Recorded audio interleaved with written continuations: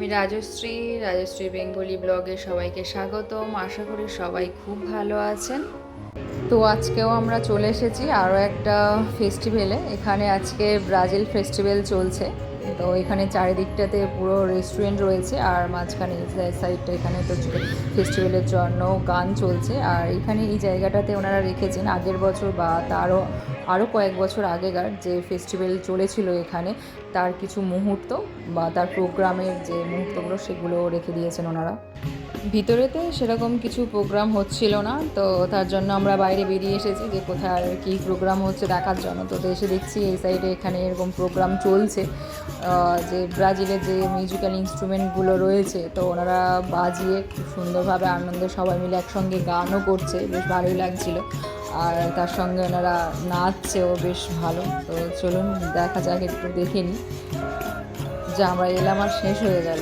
এখানে যারা গান করছেন তারা হচ্ছে কি এখানে যে ব্রাজিল যে মানুষজনগুলো রয়েছেন তাদেরকে ডাকছিলেন যে ওনাদের গানের সঙ্গে সঙ্গে নাচার জন্য।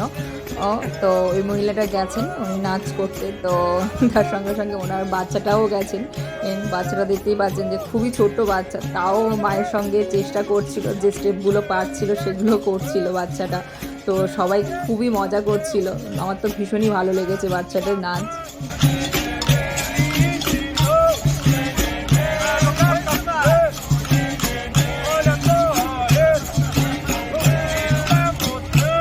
আগের নাচটা তো আমরা দেখতে পাইনি, এসেছি আর শেষ হয়ে গেছে। ওরা নাচ ছিল, তো ওনারা আবার শুরু করেছেন। তো চলুন দেখে নিই ডান্স কেমন হয়।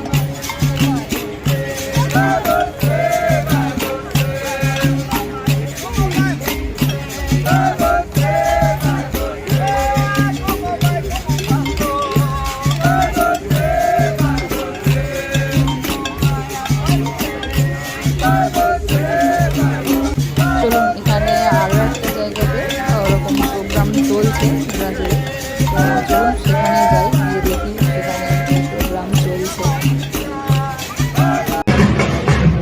এখানেও ডান্সের প্রোগ্রাম চলছে, সামনে তো অনেকেই নাচছেন, কিন্তু পিছনের দিকে আপনারা একটু দেখলে বুঝতেই পারবেন যে এখানে মিউজিক্যাল যে অথবা ড্রামগুলো রয়েছে সেগুলো ওনারা বাজাচ্ছেন, আর একসঙ্গে অনেকগুলো ড্রাম বাজাচ্ছেন, যার জন্য প্রচণ্ড জোরে এখানে আওয়াজ হচ্ছে, কিন্তু খুবই ভালোও লাগছে। কারণ এই ড্রামগুলো বাজালে তো অনেকটা আমাদের সেই বিসর্জনের কথা মনে পড়ে, কারণ আমাদের বিসর্জনে এরকমই সব ড্রাম বাজে, হয়তো এতগুলো বাজে না কিন্তু দুটো চারটে তো বাজে একসঙ্গে, বেশ ভালোই লাগে। তখন আমাদের একটা মানে আনন্দ মজা মজা ব্যাপার চলে আসে।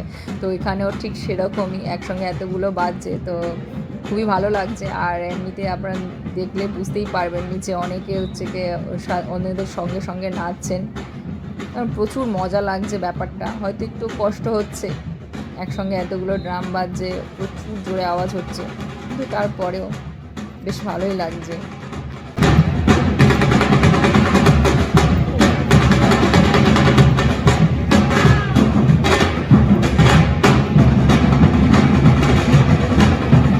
Rio de Janeiro, here. The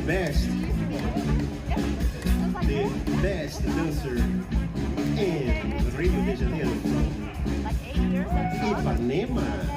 Put it together for Keith Felder.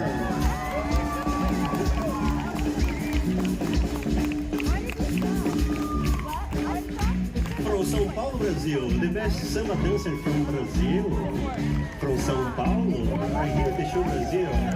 Put it together to Rachel Sander. স্টেজে প্রোগ্রাম শেষ, এখানে এইটাই লাস্ট প্রোগ্রাম ছিল। আর ওনাদের এই যে রোড প্রোগ্রামটা, এটা হচ্ছে ওনাদের লাস্ট প্রোগ্রাম আজকেকার ব্রাজিল ফেস্টিভ্যালের। তো চলুন আমরা এটাকে একটু দেখে নিই।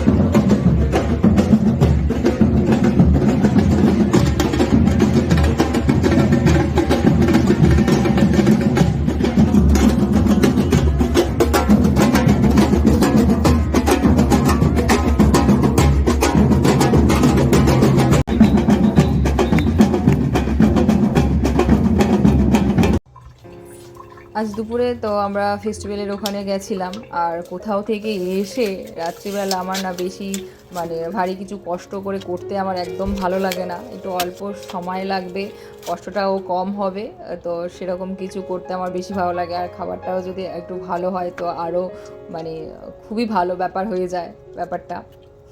তো তার জন্য আমি এইরকম রান্না মাঝে মধ্যেই করি, কম সময়ও লাগে আর খেতেও বেশ ভালোই লাগে। এটা তো চলুন আপনাদেরকে আজকে দেখাবো আমি কিভাবে মাংসটাকে আজকে রান্না করব। খুবই কম সময়। তো আমি চিকেনটাকে পুরো পরিষ্কার করে নিয়েছি আর কেটেও নিয়েছি, একটু জাস্ট মশলাটা এর মধ্যে ঢুকে যায় তার জন্য। আমি এর মধ্যে দিয়েছি ফার্স্ট অ্যাভোকাডো অয়েল, আর এই যে পেস্টটাকে আমি বানিয়ে রেখেছিলাম এগুলো মশলাটা করছি, এটা হচ্ছে গিয়ে আপনার দিয়েছি দই, পেঁয়াজ, আদা, রসুন পেস্ট করে দিয়েছি, তার সঙ্গে পুদিনা পেস্ট দিয়েছি, আর লঙ্কার গুঁড়ো, হলুদ গুঁড়ো, পেপরিকা আর লবণ দিয়েছি স্বাদ মতো, যেমন খায় সেরকমই। তো এটাকে জাস্ট ম্যারিনেট করব, করে এটাকে আমি আধ ঘন্টা ফ্রিজের মধ্যে রেখে দেবো, কারণ ফ্রিজের মধ্যে রাখলে মশলাগুলো ভালো এর মধ্যে ঢুকে যায় চিকেনের মধ্যে, তো আরও বেশি ভালো টেস্ট হয়। কারণ বাইরে রেখে দিলে যদি আমি সঙ্গে সঙ্গে এরকম মাখিয়ে যদি আমি ওভেনে দিয়ে দিই তো অতটা ভালো লাগে না খেতে, আর সিদ্ধ একটু সময় লাগে বেশিক্ষণ হতে। তো এইভাবে যদি আমি আধ ঘন্টা রেখে দিই তো আমার চিকেনটাও একটু তাড়াতাড়িও হয়ে যায়, সিদ্ধটাও খুব সুন্দর হয় আর খেতেও বেশি ভালো লাগে।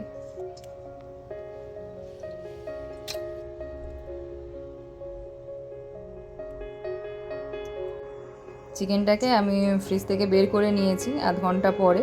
তো এবার চিকেনটাকে আমি এর মধ্যে ট্রের মধ্যে সাজিয়ে দেব, দিয়ে ওভেনের মধ্যে দিয়ে দেবো। তো এর সঙ্গে আমি আরও কিছু জিনিস দেবো, এখানে আলু দিয়েছি, ওপর থেকে একটু রসুন কুচি দিয়ে দিয়েছি, আর ক্যাপসিকামটা এর উপর দিয়ে দিয়েছি, এটাও ফ্রাই হবে, বেশ ভালো লাগবে, কারণ এর উপরে আমি একটা ডিম দিয়েও কিছুক্ষণ ফ্রাই হয়ে যাওয়ার পরে।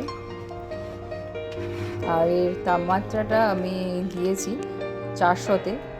তো আমাদের পুরোপুরি রেডি হয়ে গেছে আজকে রাতের খাবারটা, আর আপনারা তো দেখে বুঝতেই পারছেন যে এটা কতটা ভালো খেতে হবে, আর এটা সত্যিই খুবই ভালো লাগে খেতে আমার। আর এই চিকেনটাকে আমি একবার মাঝখানে বের করেছিলাম ওভেন থেকে, বের করে এটাকে জাস্ট একটু উল্টে দিয়েছিলাম, আর এর ক্যাপসিকামের উপরে আমি বলেছিলাম যে এর মধ্যে ডিম দেবো, তো ডিমটা দিয়েছিলাম, আর ওপর থেকে একটু গোলমরিচের গুঁড়ো ছড়িয়ে দিয়েছিলাম। আর এখানে যে আমি লুচিটা করেছিলাম সেটাই আজকে রাতের খাবার।